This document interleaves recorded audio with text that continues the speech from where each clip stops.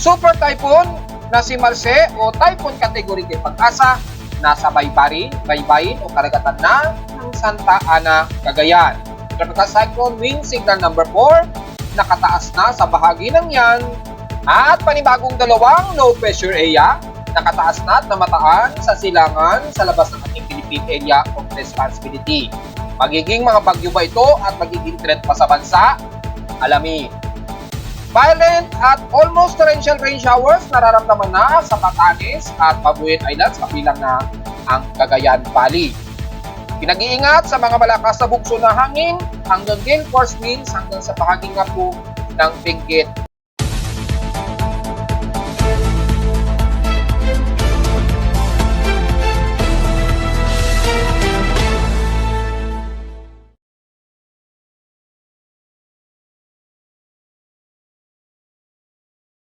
Hello, magandang tanghali mga folks. Welcome po muli sa ating Daily Weather Bulletin at Analysis para sa araw ng Huwebes, November 7, 2024. Ang oras na ating boss umingin tanghali ay alas 12:35 na ng tanghaling tapa.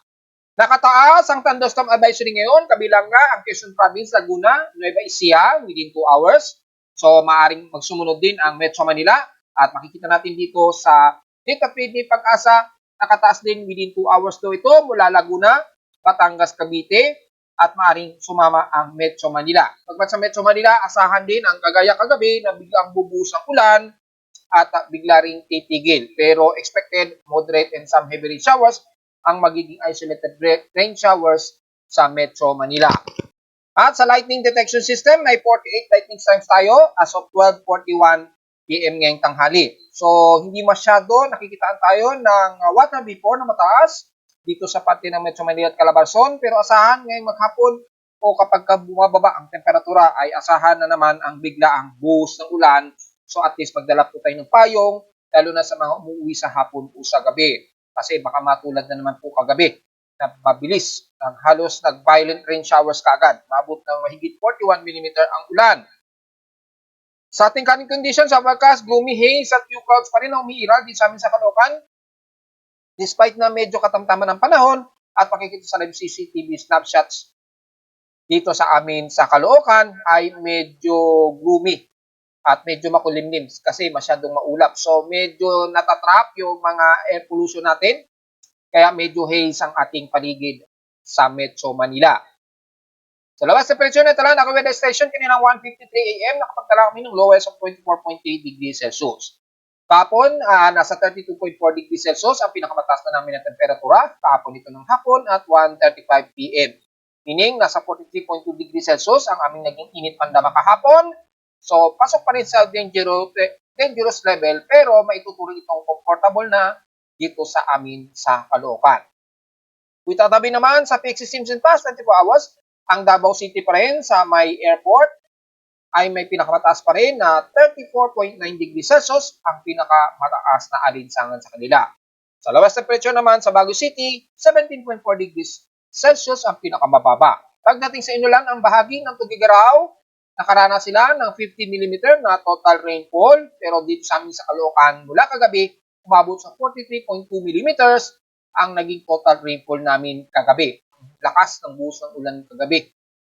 At tumigil din naman na to na hindi umabot ng higit 1 oras. Outside humidity, katamtaman naman ang ating outside humidity dito sa Metro Manila at bumaba ito ng 5% since last hour.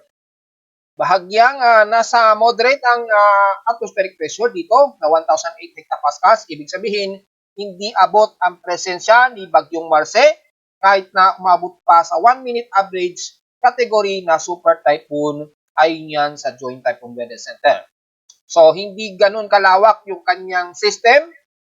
Medyo compact o maliit lamang kasi yung pinaka-system lamang ni Bagyong Marce. Kaya, hindi ganun kalawak yung inaabot ng kanyang mababang atmospheric pressure.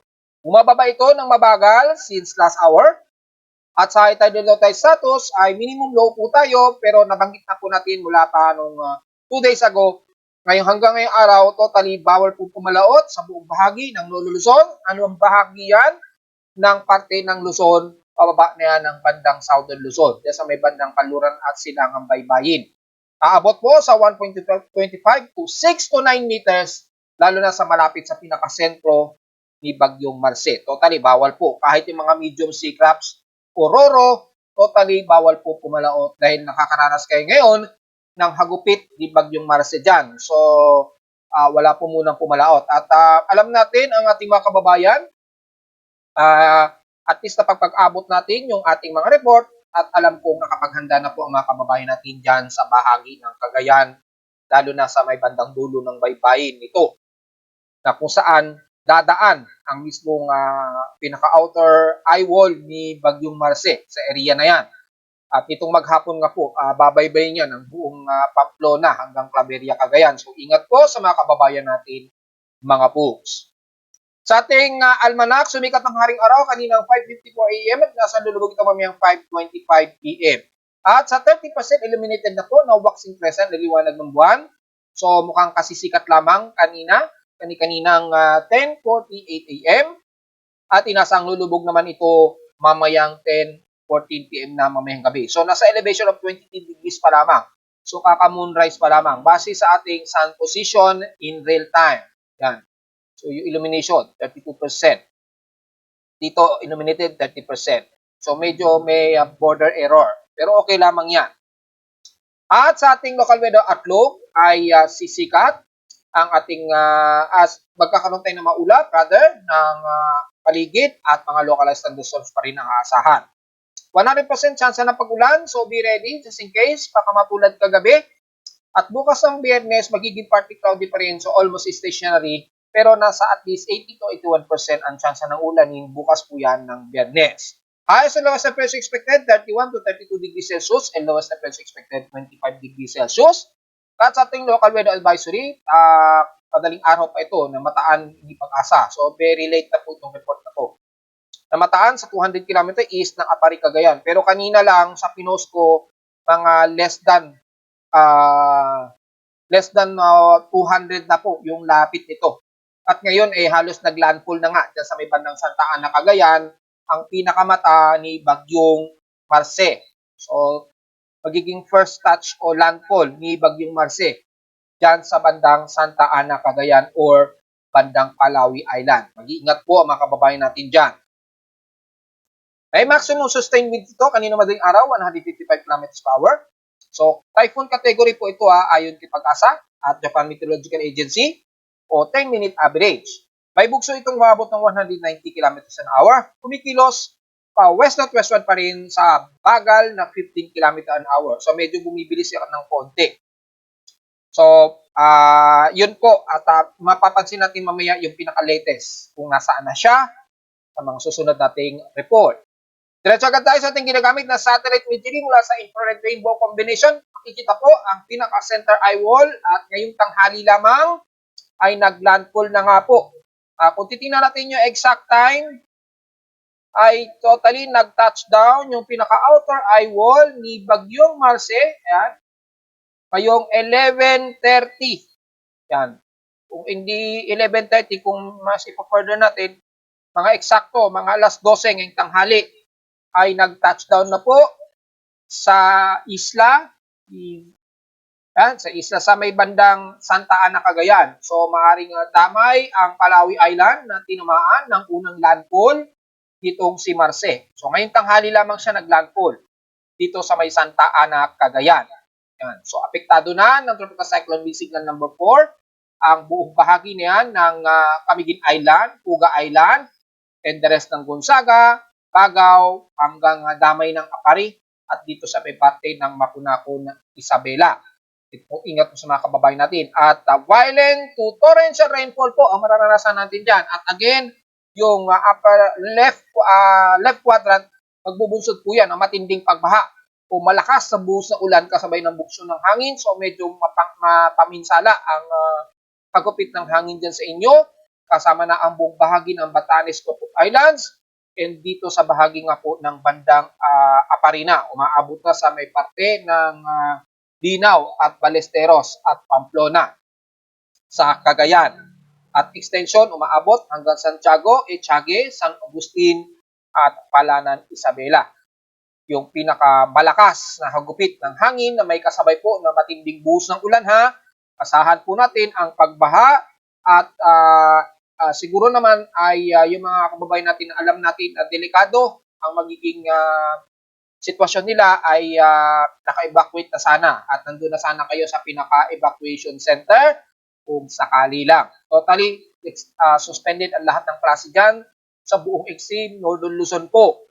At makikita ang mga matitinig pag-ulan base sa pinaka-satellite imagery, yung violent and torrential rain showers na nararamdaman mula dyan sa bahagi ng Santa Ana, Cagayan.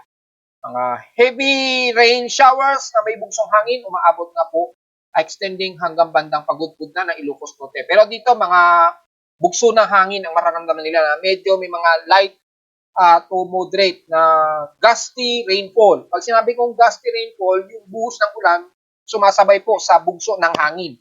Ganun po ngayon ang nararamdaman ninyo dyan o yung tinatawag na storm surge. Umaabot na sa bahagi ng Lawag, Ilocos Norte hanggang Ilocos Sur na po yan. Damay na ang buong bahagi ng La Union, Benguet at Nueva Vizcaya. So ingat po sa inyo dyan mga folks. I-discuss natin yung further para sa tropical cyclone na yan. Pero ang inuuno natin is yung maapektuhan na matinding pag-ulan at matinding bugso naman ng hangin, mas mararamdaman naman ng mga taga-Itbayat at Basco, Batanes. Ingat po sa mga kababayan natin dyan. At mula naman sa may bahagi ng Central Luzon, magiging maulap at may mga pagbugso pa rin kayo ng mga outer gusty winds dyan. At mula dyan sa bahagi ng Dagupan, dito malamang abot pa rin ang tropical cyclone wind signal number 1 dyan sa area na yan. Pero mula sa Central Zone ng Tarlac, Zambales, pababa ng Angeles, Pampanga, San Fernando, kasama na ang area ng City Muñoz, o Science City of Muñoz, Cabanatuan at Gapan, Nueva Ecija. Pababa na yun ang Bulacan, kasama ang Metro Manila at Calabarzon. Maulap po at katamtaman ng lagay ng panahon. So, hindi mawawala ang biglang buhos ng ulan dahil nasa concentration tayo ngayon ng inflow ng southwesterly inflow dyan. Mula sa bahagi ng Central Luzon, kasama ang Metro Manila at Calabarzon. So, at least alam na po natin mangyari. Pero mapapansin ninyo, dito sa Metro Manila, halos hindi natin ramdam. Dahil na ipalawanag ko na ng ilang beses dahil nga po sa hindi naman masyado at tayo apektado ng bagyo, yung pinaka-upper left quadrant. Ang mas delikado, yung upper right. At maliit lamang yung pinaka-circular system ng bagyo. So, yun lang mang ang medyo sinuwerte tayo. Pero asahan ng maulap, localized thunderstorms po, at kalat-kalat ang magiging pag-ulan natin kabilang ng Metro Manila, Calabarzon, at Bicol Region. Bagamat medyo mas magiging maaraw ang parte nito ng Bicol Region and the rest ng Southern Luzon. Wala sa heavy rain potential, kung sisilipin po natin, makikita po ay mas medyo moderate ang umiira sa may bahagi nga po ng Bicol Region and the rest ng Southern Luzon at Mimaropa area. Kalat-kalat lamang ng mga pag-ulan na may ilang pagkilat at pagkulog ang iira lamang sa bahagi ng Mindoro, kabilang na ang buong bahagi ng Palawan. So mga isolated at kalat-kalat lamang. And the rest ng Visayas, katamtaman din na lagay ng panahon, partly kumusikaw dilang din at mga ilang isolated rain showers ang umiira sa buong silangan ng Visayas. Kabilang na ang Eastern Samar hanggang Leyte po yan. Kaya syempre hindi pa rin maiwasan yung ilang southwesterlies na nahatak dito, extending ng monsoon trough ni Bagyong Marce. Yun. So may mga manipis na kulapan dyan na nag-accumulate ng ilang mga water vapor na magbubunsod ng kalat-kalat na ulan sa Eastern Visayas. Pero the rest ng Central Visayas at West Coast sa Visayas, katamtaman maaraw po at medyo friendly weather naman tayo dyan. Mga ilang bugsuan lamang ng konting hangin at magiging maalinsangan po. So, isolated lamang at wala naman tayo nakikita na heavy rain potential masyado. Kung babasin natin yung Himawari satellite imagery mula sa Data PD Pag-asa, makikita ko konti lamang ang mga kaulapan, lalo na sa silangang bahagi ng Eastern Visayas, mga ilang isolated na pag-ulan lamang ang medyo iiral mula dyan sa bahagi ng Borongan, Eastern Samar, extending na yan ng Tacloban hanggang Orbok. Pababa na yan ng Gian, Eastern Samar, and the rest dito sa may bandang Leyte, sa may San Francisco at San Ricardo. Pero the rest, katamtaman at halos friendly weather naman po. Sa parte naman ng Mindanao, ang Zamboanga Peninsula, dito sa may bandang isla ng Basilan at Pulusulo, nakakaranas kayo diyan ng mga ilang light to moderate showers Pero maaraw at katamtaman ang bahagi nito ng Zamboanga del Norte at Zamboanga del Sur. Pagitan niyan mula din sa bahagi ng Labason, extending hanggang dito niyan sa may bandang Oroqueta, papasok ng Osamis. Yan. At mula naman sa buong Maguindanao at Farm, magiging katamtaman din, light to moderate showers ang umiral, pero nangunguna ang humid at maalisang panahon, kabilang na ang buong Sorsogon area hanggang Davao del Sur na po yan. Siyempre, mula sa norte ng Mindanao, mula Cagayan de Oro hanggang Butuan, katamtaman at maaraw din tayo dyan. Pero pagdating dito sa bahagi ng northeastern ng Mindanao, mula Dinagat Island at Siargao Island at Surigao del Norte o the rest ng Surigao del Norte, maulap ang himpapurin, isolated, ilang light to moderate showers ang expected na magiging ulan dyan. Pababa na yan ng mula Tandag at the rest ng Bislig at Hinatuan ng Surigao del Sur. Mauulap din kayo dyan, isolated in light to moderate showers lamang ang nakataas na forecast. At mula Compostela Valley, pababa na yan ng Tagum, kasama na ang buong Davao Oriental at Davao del Sur at extending kasama na ang dulong-dulo na po yan ng Governor Generoso, kasahan din ng maulap pero magiging humid at mga kalat-katamang naman pag-ulan at pagkilat at pagkulog. So halos nalalabi naman ang bansa, magiging katamtaman, mga ilang paulapan lamang at bilang kalat-kat at pag-ulan. Maliban lamang sa extreme northern Luzon, ay mas mararamdaman ang presensya ng bagyong si Marce. So mag-iingat po ang lahat. So diretso agad tayo sa ating ginagamit na computer-generated tropical cyclone sector. At mula sa 1 minute average wind speed dito as of 12:30 p.m., nasa category 4, super typhoon na po siya sa kanyang 1 minute average ha. At base dito ay ang maximum sustained wind na niya 229 km per hour. Bugsong umaabot na ng 286 km per hour. Yan ay sa 1 minute average po yan. Pero pagdating sa 10 minute average, which is ginagamit ngayon natin, which is yan ang category ngayon ni Pag-asa at Japan Meteorological Agency na nasa typhoon category pa rin. Well, kitang-kita naman sa 10 minute average computation. 170 km per hour lamang ito na typhoon category at bugsong umaabot ng 211 km per hour. Kumikilos pa rin ito west-northwestward o northwestward sa napakabagal pa rin na pagkilos na 10 km an hour. Kaya halos stationary o tumagal ang pagtambay ni Bagyong Marce dito sa baybayin nito ng Santa Ana, Cagayan. Kaya grabe ang yung bugso at tuloy-tuloy na halos buong gabi hanggang ngayong tanghali ay niraragasa pa rin ang buong bahagi na yan ng Cagayan. So sana kayanin pa at walang napinsalang malaki sa mga structure at sana ay wala namang nadisgrasya sa ating mga kababayan. Sana lamang po. Dahil tumagal ng tumagal ang pagtambay ni Bagyong Marce sa area na yan. At makikita natin sa ating approximation na gust winds and storm wind, itong orange color na ito yung outer gust winds o yung storm surge na umaabot dito sa bahagi nga po ng Vigan City hanggang dito sa may bandang Candon, bandang Bangged, Ilocos sa norte pa rin, sakop. At mula naman din sa may bandang Echage hanggang Kasiguran Aurora o Dilasag. So halos buong Isabela at Ilocos region ay sakop ng outer gust winds na umaabot sa mahigit 64 km per hour po. So mabugso talaga hangin nila dyan. At yung storm wind center naman, mas ramdam ng mga taga-Apari hanggang Santa Ana, Cagayan, ilang areas ng Babuyan Islands, kabilang na ang Camiguin Island at Uga Island. Yan ay sa mahigit 80 km per hour na pataas ang inaasahan nilang bugso ng hangin na nararamdaman dyan. So ingat po mga folks. And so far ay ang sukat ng measurement ngayong tanghali. Kung susukatin muli natin ang layo kung gaano na siya kalapit dito sa may bandang Fuga Island or ng Camiguin Island rather. So susukatin muli natin kasi halos konti lang naman ang naging paggalaw niya nasa pinaka-center eye wall ng bagyo. Kung bababasa natin yung pinaka-sentro ng mata ng bagyo, ayan ito kasi kita naman yung mata niya. Ayan. So nandito na yung pinakamata niya. Ito yung sa ATCF. At kung susukatin mula natin sa Santa Ana, Cagayan, halos 43 kilometers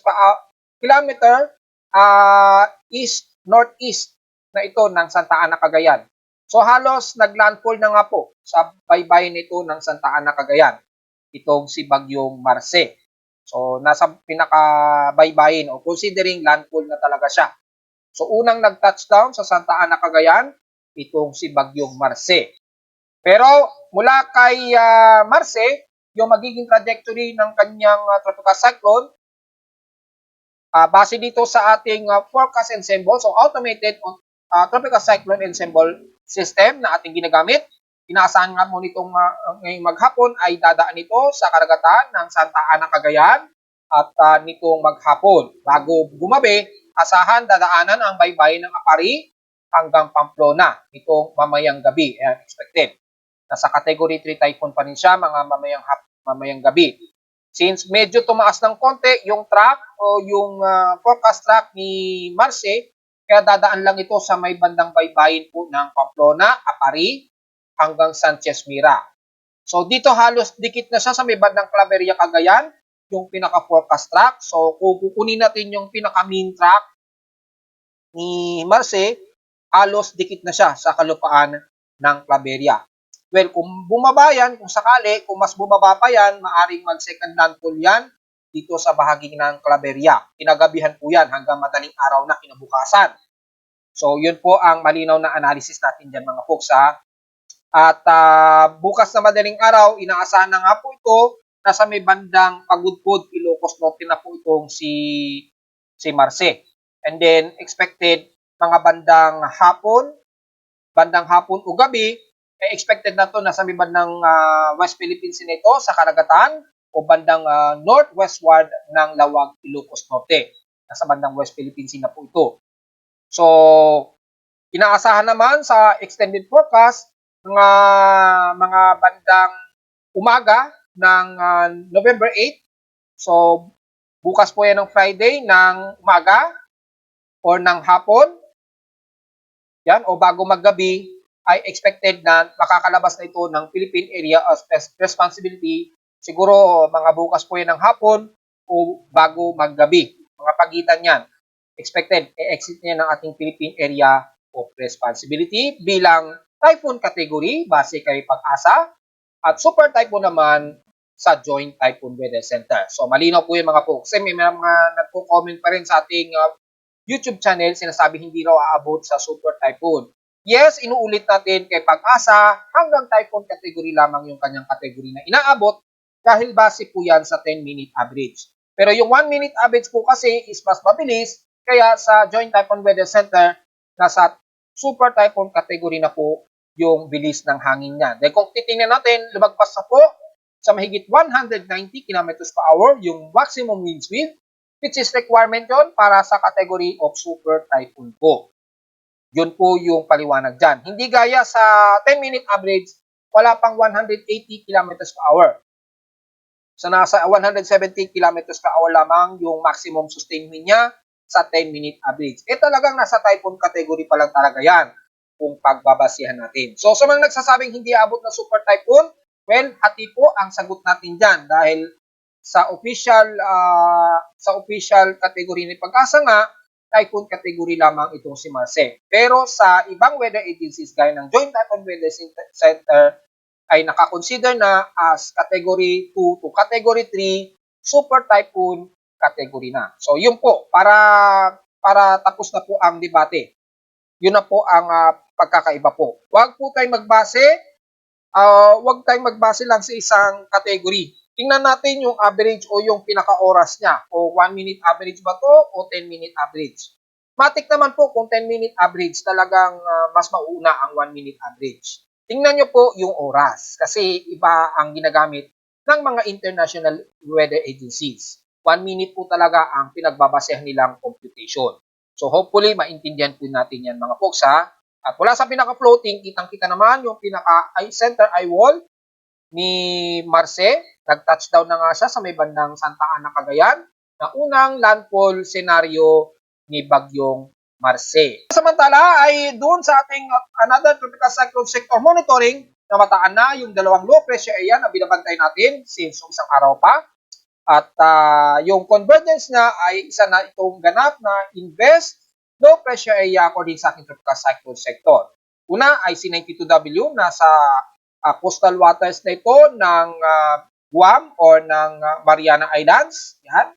At yung isa naman ay nasa napakalayo, bandang Marshall Islands pa po ito. Itong si 93W. Pero again, pareho po na halos pahilagang kanluran ang nagiging kilos ng dalawang ito ha. West-north-westward. Ilang beses na po natin pinapaliwanag, magkaroon man siya ng pagkataong humilaga, pero kakabigin din yan ng ridge of high pressure area dito sa itaas. Kaya makailang beses na natin sinasabi na lahat ng anumang low pressure area na maaaring mabuo sa silangan naman sa labas nating Philippine Area of Responsibility, kakabig pa rin yan talaga pakanluran. Uncertain nga lang kung ito ay magkakaroon ng mas malapit sa bandang Luzon or mas mababa pa na posibleng mag-Bicol region. So, yan ang ating tututukan ngayon. Sa ngayon, wala pa namang empirical forecast ang dalawang ito dahil kaka-invest pa lamang o kakataas pa lamang as invest, low pressure area. Sa ngayon, ang malinaw lamang, medyo pahilagang kanluran pong kikilos nito. So, just in case itong C92W ay maging aggressive o aktibong low pressure area, posibleng makapasok pa yan ng ating Philippine Area of Responsibility. C92W, masyado pang malayo, so babantayan at obserbahan muna natin. Pareho silang maliit pa, chance na magiging isang ganap na bagyo ha, o aktibong low pressure area. So babantayan pa natin yan within 55-hour period. Mag-a-update naman tayo mga folks. At least meron tayong idea na itinaas na nga as invest ang dalawang low pressure area na to.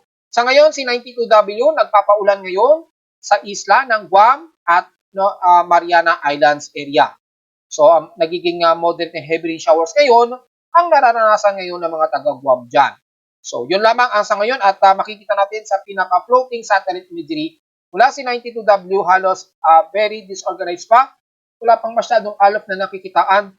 Pero yung low-level convection, medyo bahagyang nag-organize na siya ng bahagya. Ayan, no? Medyo meron na siyang lower circulation. Pero yung alop niya sa upper-low convection ay hindi pa ganun kapulido. Si 92W naman, ganun din, hindi pa masyadong organized. Medyo buhaghag pa yung kanyang low-level convection, pero medyo mataas na po yung Coriolis o yung vertical wind shear para sa Coriolis circulation niya. Habang kumikilos pa west-northwestward. Base sa pinakagalaw ng kanyang kaulapan, maging si 92W, pa west-northwest ang nakikita ang kilos ng dalawang low pressure systems na ito. So, yun po ating malinaw na makikita sa ngayon, pa west-northwest. Pero yung tatamaan, which is yan ay sisilipin natin sa isa pang monitoring natin na tinatawag natin na tropical cyclone assessment monitoring. So kung titingnan naman natin yung mga forecast, kasama yung possible forecast track ng dalawang bagong low pressure area na ating namataan mula sa ating tropical cyclone assessment monitoring. At kitang-kita po natin dito mababa pa yung current anomaly ng dalawang low pressure area na si 92W na sa around 30% probability pa lang. Si 93W, ganun din, parehong 30% probability. For the next 24 hours, naglalaro lamang hanggang 20 to 40%. Sa pinaka-active anomaly ay nasa 20% yung anomaly ni 92W, pero kay 93W, at least umaabot na sa 30% yung pinaka-probability of possible tropical cyclone development nitong si 93W. So makikita natin dito, ay napakaliit pa o mababa pa talaga ang tsansa na magiging aktibong bagyo ang mga ito. Pero dahil nakataas siya as invest, ay ito ay ating babantayin. So malinaw yan mga folks ha. At mula sa ating global spectral model, mula kay Japan Meteorological Agency sa data feed nila, makikitang significant ang sirkulasyon o yung pinaka-tropical wave ni 92W. Yan. Pero walang nakikitaan na mas lumalakas yung sirkulasyon niya. Pero at least meron na siyang pinaka-air circulation niya. Medyo hilaw pa nga lang siya dito base sa pinapakita ng wind speed and direction. Kung mabase naman ang mean sea level pressure, yan makikita, napaka non-significant pa. Nasa 1,008 hectopascals pa lang yung kanyang central circulation despite na ito ay naging tropical wave o active o medyo nagsisirculate na low pressure area, which is itinaas nga as invest. Pero yung significant na paglakas niya sa ngayon, disorganized pa at napakababa pa ng confidence na magiging ganap na bagyo ang mga ito. C93W halos hindi mo siya kita dito. Extended forecast track mula ngayong araw hanggang November 12, 2024 na po yan. So by next week, yung pinaka-analysis forecast track ni 93W at saka ni 92W. Sa ngayon, ang nakikitaan pa lang natin si 92W base dito sa ating global spectral model. Wala naman sa mga computer models. Ito ay mula kay GFS. Makikita natin dito is yung bagyo. Si 93W ba ito? Yes, si 93W ay 93W nga. Pero dito makikitang wala o hindi masyado kita si 92W. Ang kita lamang si 93W kikilos siya pa west northwestward. Ito naging tropical depression siya. Which is ito yung itataas ni Japan Meteorological Agency bilang bagong tropical depression. For the next 24 hours po yan. So malinaw yan ha. At si 92W very uncertain pa. Kaya wala tayong makikita pa kay Japan Meteorological Agency na itinaas yan. Sa ngayon, maaring si 93W or maaring si 92W na rin itaas ni Japan Meteorological Agency. So makikita dito kasi sa simulation ni GFS hindi kita si 92W si 93 lang. Kaya ECMWF naman, dito malinaw ang galaw ni 92W. Yun, and then lalapit ito sa may bandang Bicol region. According yan kay ECMWF, ayun ang pakanluran. So sa mga nagsasabing target lamang ang Luzon, wag po tayong magpakasiguro muna dahil hindi pa talaga absolute ang mga forecast na yan. Very erratic pa ang ipinapakita para malinaw yan mga folks. Kasi kay ECMWF, ayun pa-westward lang kilos niya at lalapit sa may bandang Bicol region. Samantalang si 93W halos hindi naman siya nakikitaan dito sa track forecast ni ECMWF. Kay NABGEM naman, kung magbabasa natin, ay ganun din ang pinapakita kay 92W at 93W. Yan. So, after 92W, biglang susulpot yung dalawa. May dalawa pa. So, mukhang magkaroon pa yata ng 94W just in case. Well, tingnan po natin yan mga folks ha. At kung pagbabasa natin kasi dito sa track at previous pack ni NABGEM, napaka-aggressive. Parehong tropical depression agad ang itinaas sa dalawang low pressure area nito. At mapapansin natin lahat, puro po mga kanluran po ang nagiging kilos. Well, alam na po natin dahil dito sa range of high pressure area, sa itaas nila. Hirap talaga silang makakilos niyan pa northward. Mostly, pakanluran ang magiging kilos ng mga bagyong mabubuo dito sa silangan ng bansa sa labas ng ating Philippine Area of Responsibility. So, malinaw po yan according dito. So, makikita, mababa pa ang confidence ng development ng ating binamantay na INVESA maging si 93W sa ngayon. Dahil iba-iba pa po ang ipinapakita at very erratic pa ang mga naging simulation forecast ng 5 agencies nito, kabilang na si ECMWF. So, hindi tayo talaga pwedeng magsabi na tutumbukin lamang nito ay Northern Luzon. Hindi po. Babantayin pa rin natin ito dahil posible pa rin na mas bumaba ang magiging kilos ng mga bagyo. Maaaring mag-Visayas yan or mag-Bicol region. Hindi pa natin alam sa ngayon.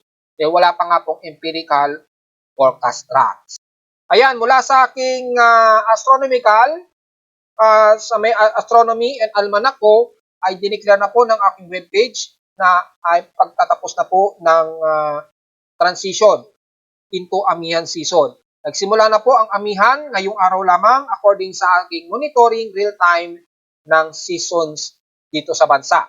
So, naka-winter started na po siya sa Northern Hemisphere. Ayan, So, ibig sabihin lamang ito, ngayon na po nagsimula ang ating amihan o pagtatapos ng transition ng ating amihan. So, malinaw po yan ha. Tapos na po yung transitioning ng mula sa habagat season into amihan season. Ngayong araw lamang nagsimula yung season natin para sa amihan o taglamig. So, malinaw po yan. Naka-indicate na yan sa aking webpage. Naantay na lamang natin na i-declare yan sa ating official weather agencies gaya ng Pag-asa.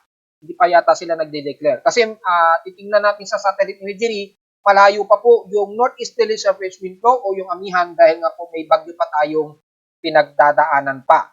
At mula naman dyan sa ating astronomical event ay so far ay wala tayong bago. 2 days away pa ito. Yung conjunction o yung first quarter ng buwan at yung close approach naman ng Moon and Saturn after 4 days pa.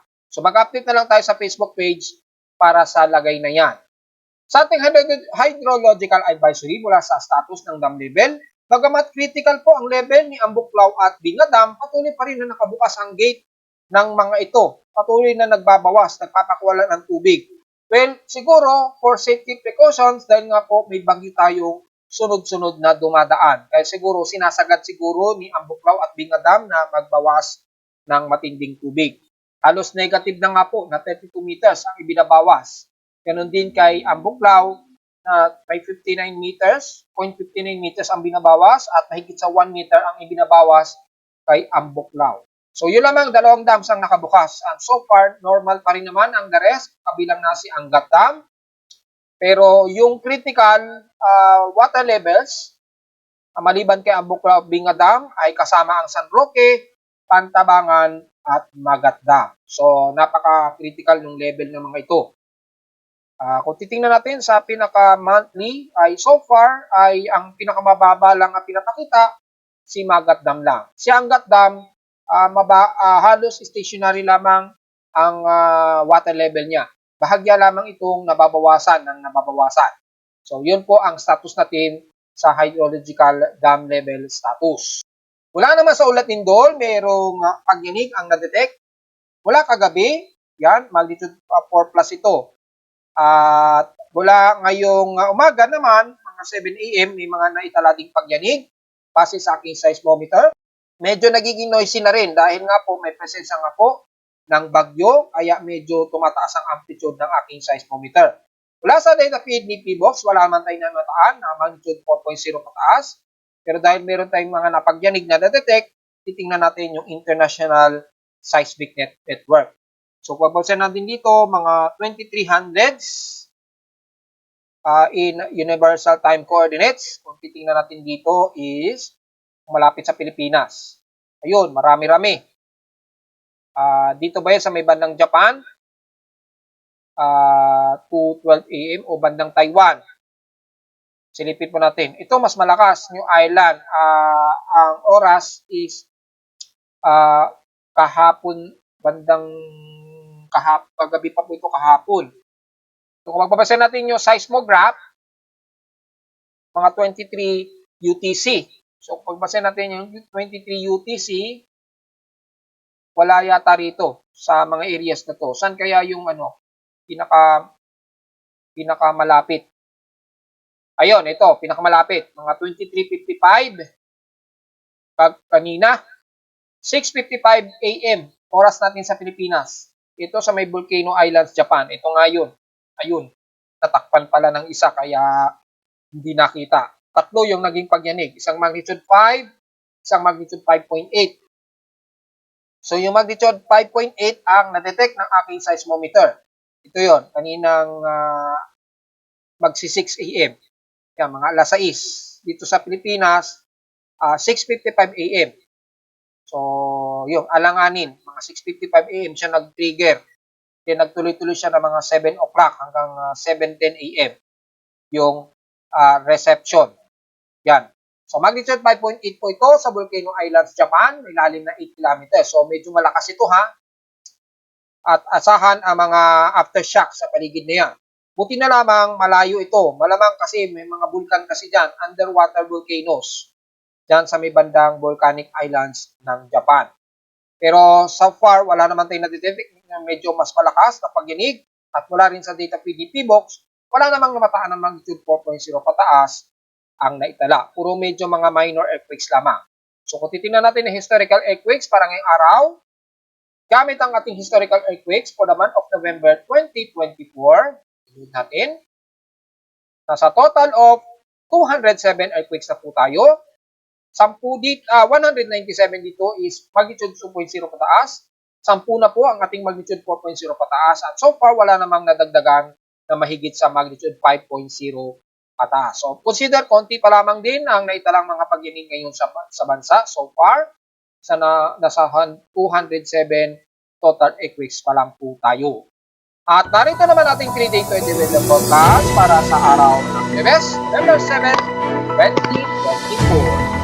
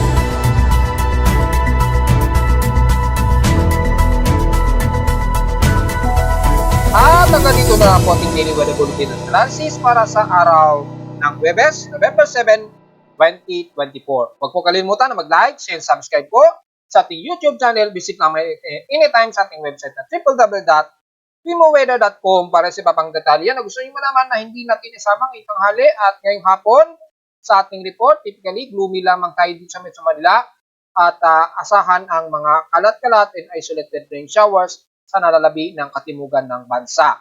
At visit naman sa ating webpage para sa gusto malaman ng pinaka-dynamic events mula sa mismong aparato ko sa Caloocan at sa data feeds mula sa iba't ibang weather agencies. Maraming salamat po mga folks at magandang hapon po sa ating lahat.